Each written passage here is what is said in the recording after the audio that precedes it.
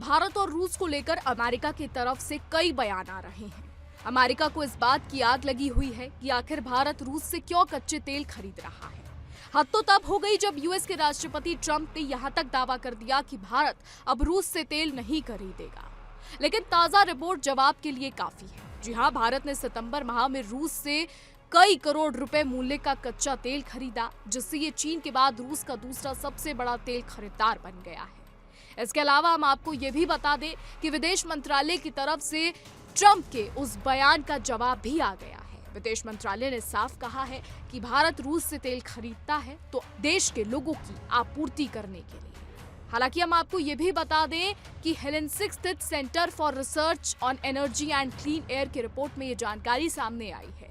Reports के अनुसार चीन ने इस दौरान रूस से 3.2 अरब यूरो का कच्चा तेल खरीदा, जिससे वह लगातार सबसे बड़ा खरीदार बना हुआ है। भारत ने रूस से कोयला और रिफाइंड ईंधन समेत कुल 3.6 अरब यूरो का ईंधन खरीदा, जबकि चीन का कुल आयात 5.5 अरब यूरो रहा। आपको बता दें, इस दौरान तुर्की, यूरोपीय संघ और दक्षिण कोरिया ने रूस से ईंधन खरीदा। भारत का रूसी तेल आयात सितंबर में 9% घटकर फरवरी के बाद सबसे निचले स्तर पर आ गया। आपको बता दें, भारत का रूसी तेल आयात भले ही घटा हो, लेकिन रूस अब भी सस्ते क्रूड और ऊर्जा सुरक्षा के लिए प्रमुख स्रोत बना हुआ है। रिपोर्ट्स में बताया गया कि ट्रंप प्रशासन ने भारत पर रूसी तेल आयात घटाने का दबाव बनाया और भारतीय निर्यातों पर 25% अतिरिक्त शुल्क भी लगाया। इसके बावजूद भारत ने आयात जारी रखा, जिससे ये दिखता है कि भारत की ऊर्जा रणनीति में रूस की अहमियत बनी हुई है। आपको बता दें कि चीन ने रूस से केवल कच्चा तेल ही नहीं बल्कि एलएनजी और कोयले का भी सबसे बड़ा आयात किया। मीडिया रिपोर्ट्स के मुताबिक चीन का कुल आयात 5.5 अरब यूरो रहा, जिसमें 8.4 करोड़ यूरो का कोयला, 65.8 करोड़ यूरो की पाइपलाइन गैस और 48.7 करोड़ यूरो का एलएनजी शामिल है। आपको ये भी बता दें कि भारत और रूस के रिश्ते पिछले काफी समय से काफी अच्छे रहे हैं। अभी कुछ ही समय पहले पीएम मोदी चीन गए थे, जहां पर उन्होंने रूसी राष्ट्रपति व्लादिमीर पुतिन से मुलाकात की, चीनी राष्ट्रपति जिनपिंग से मुलाकात की।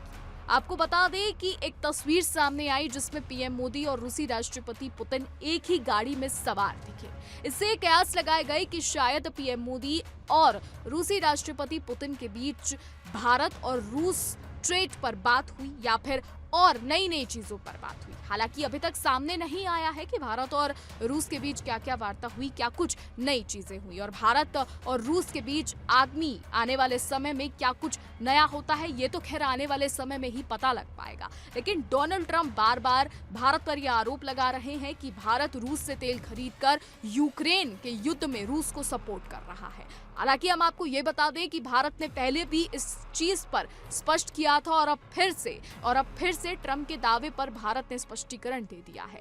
भारत ने साफ कहा है कि भारत तेल खरीदता है तो अपने लोगों की आपूर्ति करने के लिए, अपने लोगों की जरूरत के लिए भारत रूस से तेल खरीदता है।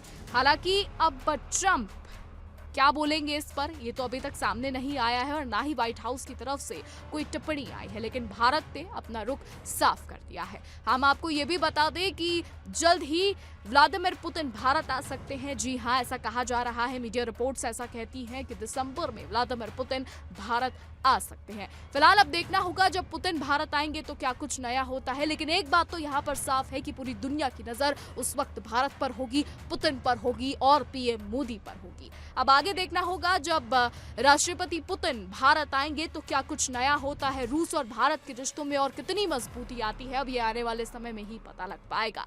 फिलहाल हमारी आज की रिपोर्ट में बस इतना ही। देश और दुनिया की तमाम बड़ी खबरें जानने के लिए देखते रहिए इंडिया डेली।